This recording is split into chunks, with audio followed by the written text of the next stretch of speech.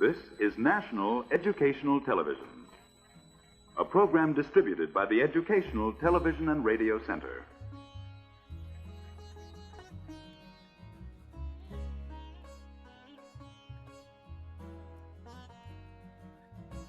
The Religions of Man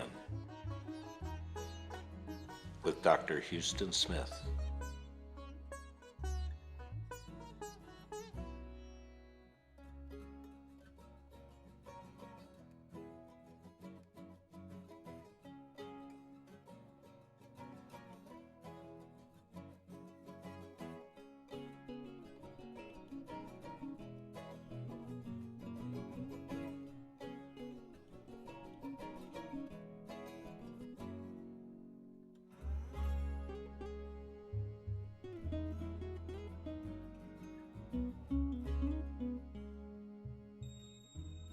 For the past 2 weeks, we have focused our attention on the founder of Buddhism. We sketched his life, we noted the problem that he faced, his approach to this problem, and the hard core of the answers he came out with, the middle way, the Four Noble Truths, the Eightfold Path. Tonight, in our concluding session on Buddhism, we turn to Buddhist history.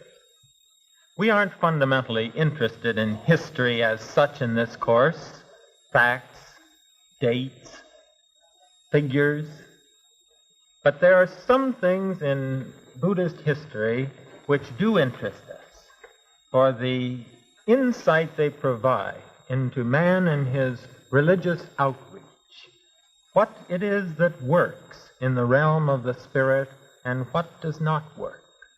It is in this spirit, then, that we turn this evening to look at some of the main features in the historical development of Buddhism. And when we turn to Buddhist history in this spirit, the thing which hits us in the face right away is that Buddhism splits. Religion, it would seem, religions are always splitting. The Jews in the first century divided as to whether to be followers of Christ or not. The Christian church divides into the Eastern Orthodox branch and the Western branch. The Western church, for its part, divides into Roman Catholicism and Protestantism, and Protestantism keeps on dividing. If we turn to Islam, usually called Mohammedanism, we find there, too, very early, a basic split coming between the Sunnis and the Shias, as we shall be seeing on a later program. Well, the same thing happens in Buddhism. Before a century has passed after the founder's death, Buddhism has begun to split. The seeds of schism have been shown and are already germinating. Now, the interesting thing is why this split occurs. Why did the Buddhists divide? And the answer is that they divided over questions over which people have always divided. How many questions are there that really divide men, such that no matter where you ask them, whether you ask them in India or Lapland or Canada, no matter when you ask them, whether you ask them in the 4th century BC or in the 20th century AD, wherever you ask them, you find people taking sides, opposite sides, on these questions. Well, how many are there? Not a great many, I would imagine, but there are a few, and I want to suggest 3 to you right now. Incidentally, after this program, it might be interesting for those of you who are listening together in a living room to ask these questions to yourselves and see if you come out with agreement or disagreement. My guess would be that if we could have the totals, we would find far more split living rooms on these questions than united ones, which is simply another way of saying that if you had been Buddhists back in the 4th century BC, the same split would very likely have occurred, and we would have 2 branches of Buddhism to talk about this evening. But now, what are these basic questions, these three that we're going to look at. One of them is the question of whether man is independent or related. There are some people who have a very strong sense of their individuality. They feel that every man makes his own life, and if he gets anywhere with his life, it will be by virtue of his own hard work and doing. I heard someone just last week saying, I was born in the slums. I didn't know my mother. She died before I came of age to know her. My father was a drunkard. My brothers and sisters, they all went to the dogs. I was the only one that came through. Don't tell me, she continued, don't tell me it was environment. I grew up in the slums. Don't tell me it was heredity. I came from a family of drunkards. No, every person comes through. By virtue of their own action, man is essentially independent. And then on the other hand, you find on the other side of the fence people who say, well, yes, but not basically. True, we're divided from one another by a few feet of space, but this isn't the important thing. The icebergs in the Arctic, too, are separated by stretches of sea. But we're told that underneath the sea, these icebergs are in the main related in a common, attached to a common ice flow. So with human beings. So to the eye we're separately. Basically the words of Paul were true. We are members one of another.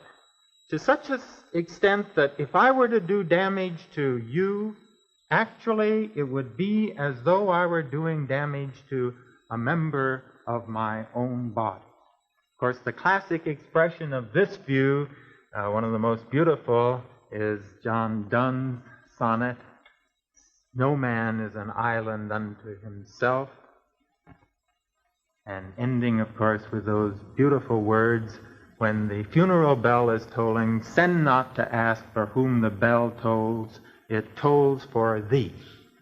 Well, here is one question on which people split. Now, there's another one, and this applies to mankind as a whole. Does mankind as a whole stand alone in the universe? Is he involved in a universe which is basically neutral to him? Some say yes, some say no. For those who say that he is on his own, they say that life developed out of a chance collocation of material particles. It had an incredibly long time, billions of years, to do this. Mankind has come into being by accident, and whether he advances from this point on now depends on his own will, on his own reason, his intelligence, and self-effort. Man essentially stands alone in the universe.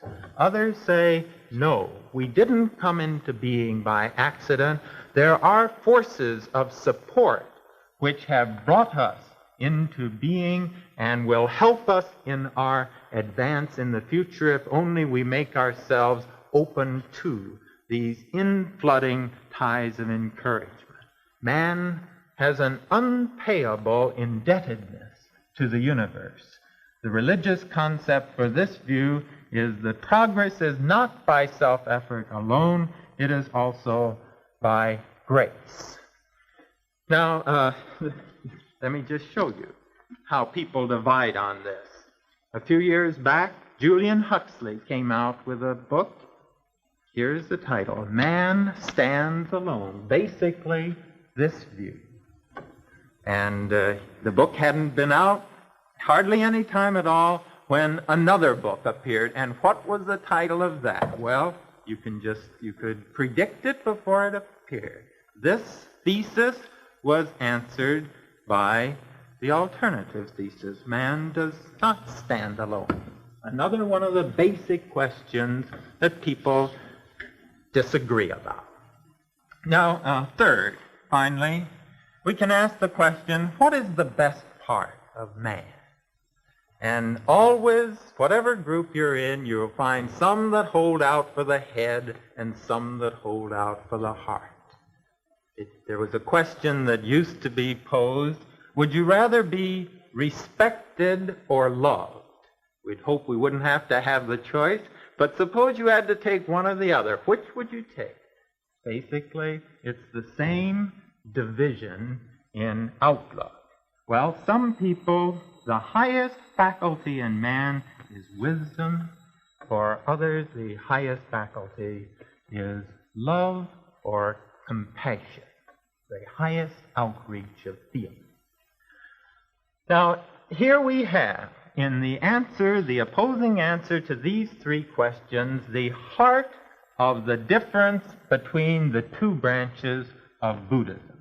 Well, positions always get names attached to them very soon, and these did too. So let's turn now to the names of these two great schools of Buddhism. This school named itself first, and they chose the nicest name. They call themselves Mahayana.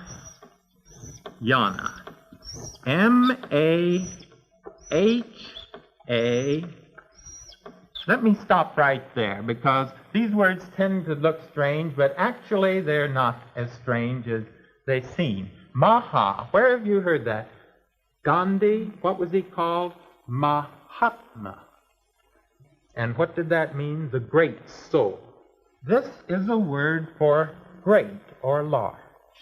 And then the last half of the word, Y-A-N-A. Yana. Yana means a raft, a barge, a vehicle of transport, something which takes you across the seas of life to where you want to go.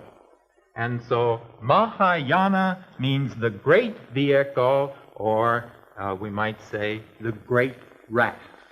Well, once the Mahayanists had preempted that word, there was nothing left for the Hinayanists.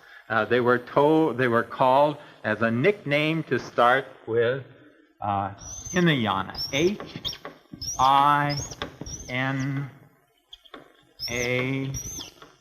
and that means little. And then again, Y-A-N-A.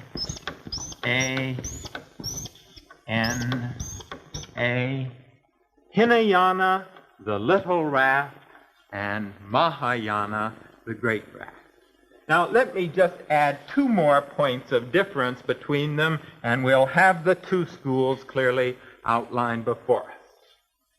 The Hinayana group tended to keep Buddhism as a religion for monks.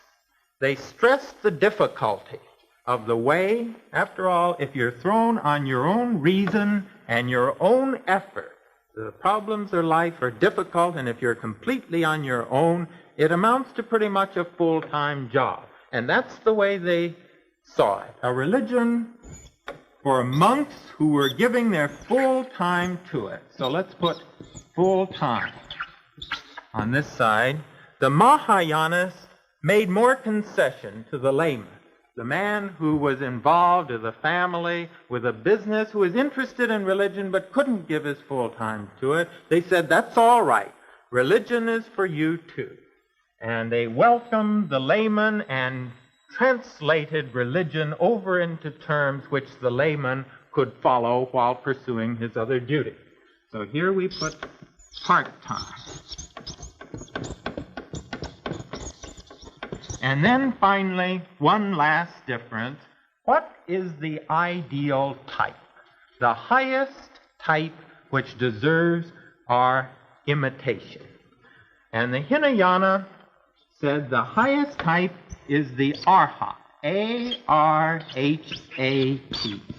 The Arhat is a man who is aiming for his own spiritual enlightenment and steadfastly devoting all his efforts to attaining it. But he's on his own. As they say, he wanders lone as a rhinoceros. The other type, however, attaching to the idea of relatedness, held up the ideal of the Bodhisattva, B-O-D-H-I-S-A-T-V-A.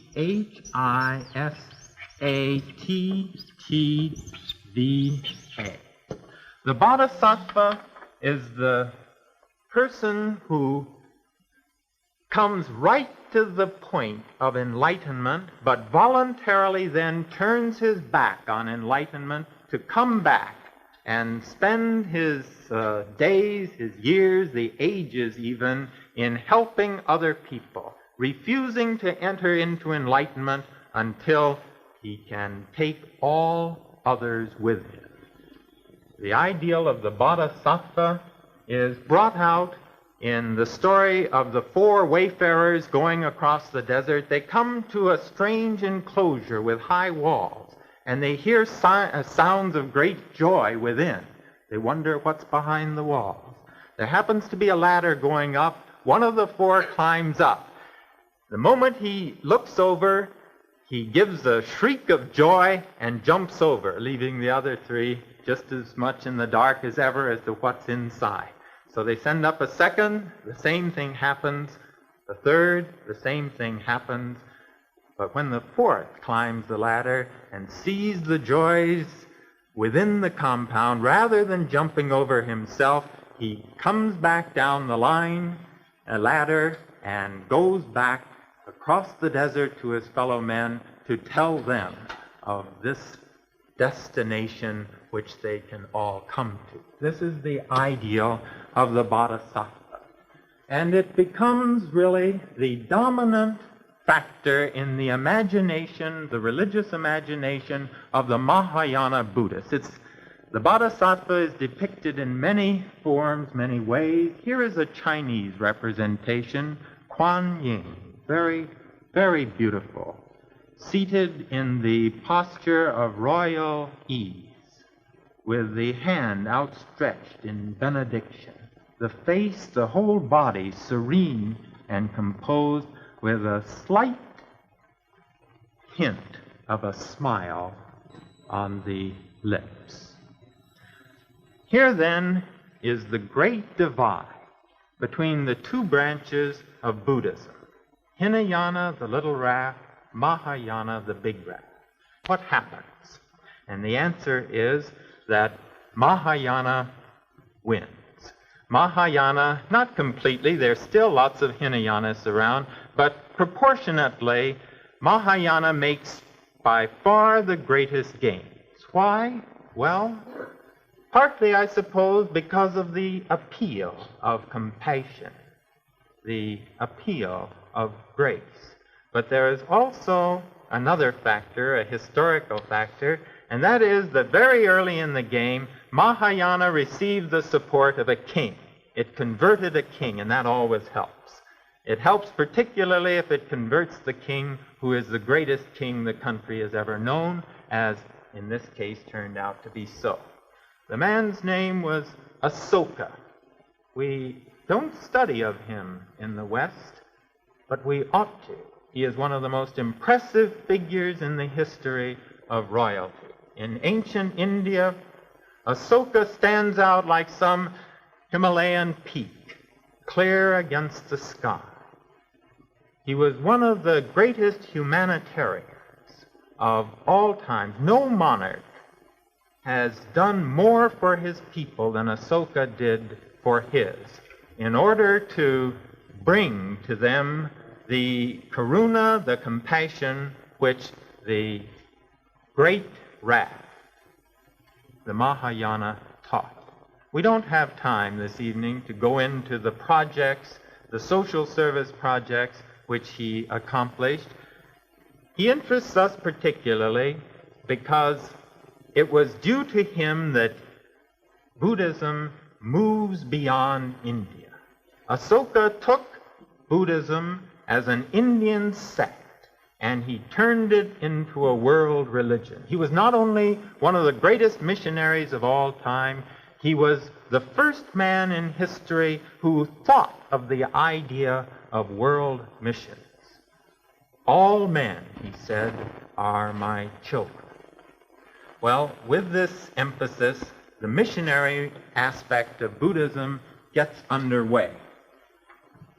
At first it pushed west as far as Egypt and up to Syria, but later on, following Ashoka's life, it pushes mainly east, like a wall, and virtually blankets all of East Asia.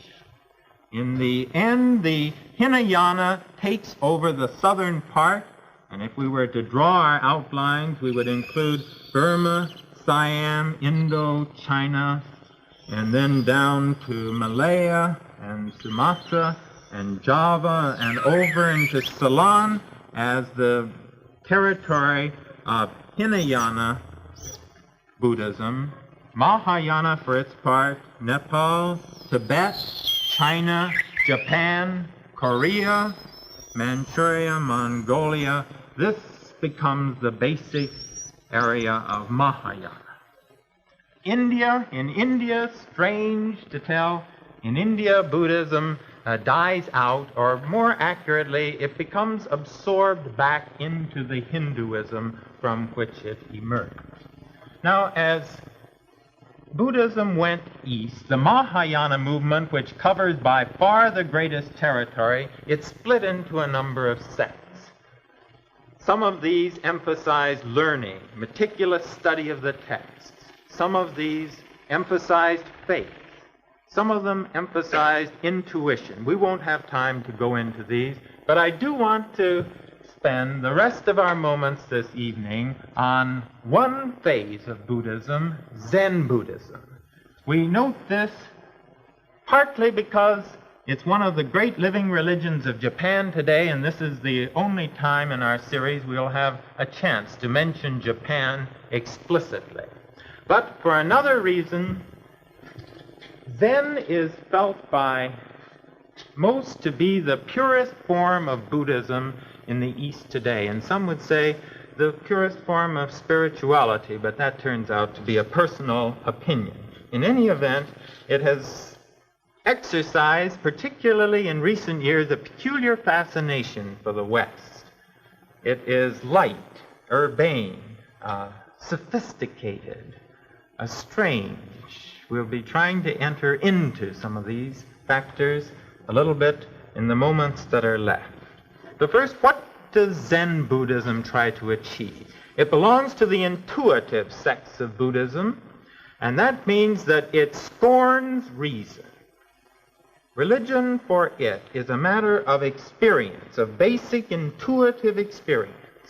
And words cannot capture this experience. Words, they say, are like fingers pointing to the moon, and is as far distance from the real thing as the finger is from the moon to which it points. Reasoning, no. Reasoning imprisons the mind. Now here's where Zen Buddhism is as far removed from the West as anything could be, because we lay our stress on reason and logic. We pride ourselves on our ability to think things through. But for the Zen Buddhist, reason is a prison house, not one bit better than that. It confines us and holds us in rather than leading us on to the truth. It follows then that one of the tasks of the Zen Buddhist is to break through this prison of the rational intellect. And the way it goes about doing this is really to sort of poke fun at the reason. It wants to sweep the mind free of its confidence in reason as taking us through to the ultimate insight. And in order to do this, it adopts a device known as the koan, K-O-A-N, which is really a kind of paradox. It doesn't make any sense at all rational. The closest thing I think we have to it perhaps is the Shaggy Dog story in the West. Maybe some of you will recall the Shaggy Dog stories that were going around, they go around from time to time. The koan is a Shaggy Dog story with the humor taken out of it. That's about the best way I can say it. Let me give you an example. This is the sound of the clapping of two hands. What is the sound of the clapping of one? Now, don't tell me that one hand can't clap. If you say that, it indicates you haven't advanced very far and you can go back to the end of the class. Let me suggest another one. Wen Tzu, one of the leading Zen masters, said, let me take an illustration from a fable. A cow goes through a window. The horns, the body, the legs pass through easily. Only the tail cannot pass through. Why can't it? Well, you say that's not rational. But the point is that that's just the point. What Zen is trying to do is to poke fun at the intellect, to baffle, to excite, to exhaust the mind, to build up a kind of pressure of the intellect until, in the end, through the paradoxes, the whole rational structure collapses, and then in that moment, they look for the flash of insight, which is something like catching the point of a joke which you haven't gotten before, when suddenly you see it and the illumination comes through. What have you got when you get there? Well, you have to be very cautious here. They say Zen never tells, it only hints, because the words must not be confused with the thing. So from our point of view, it only teases, it tantalizes. But these things I think we can say. Zen is close to everyday experience. You must find it not in withdrawal from the world, but rather in involvement. You must see this world in its divine ordinariness, everything much the same and yet transformed into something different. The ego, too, must be broken through, and in the end you come to a total acceptance of life. I wish there were more time, but this brings us to our close in our brief survey of Buddhism. We began in India. We have ended in Japan. We began 2,500 years ago with one man who woke up under a bo tree. We break off tonight with 500 million men and women riding the big raft and the little raft towards salvation. What do they find in Buddhism? For those who ride the little raft, Buddhism is basically a rousing challenge to self-reliance. Ever in their ears they hear the words of the Arhat. Work out your own salvation with diligence. But for the vastly greater multitudes who ride the big raft, the appeal is very different. For them, the appeal is symbolized in the Bodhisattva, the Savior who voluntarily renounces enlightenment in order to return and help others to attain it, who vows never to enter into nirvana until the grass itself has become enlightened. The vow of such a person was described in the 7th century A.D. by an Indian poet as follows. May I quench with rains of food and drink the anguish of hunger and thirst. May I be in the famine at the age's end, their food and their drink. I would be a protector of the unprotected, a guide to the wayfarers, a ship, a dike, a bridge for those who seek the further shore, a lamp for those who need a lamp, a bed for those who need a bed. I would be a soother of all the sorrows of the world. Is it to be wondered, then, that Buddhism has been called a religion of infinite compassion?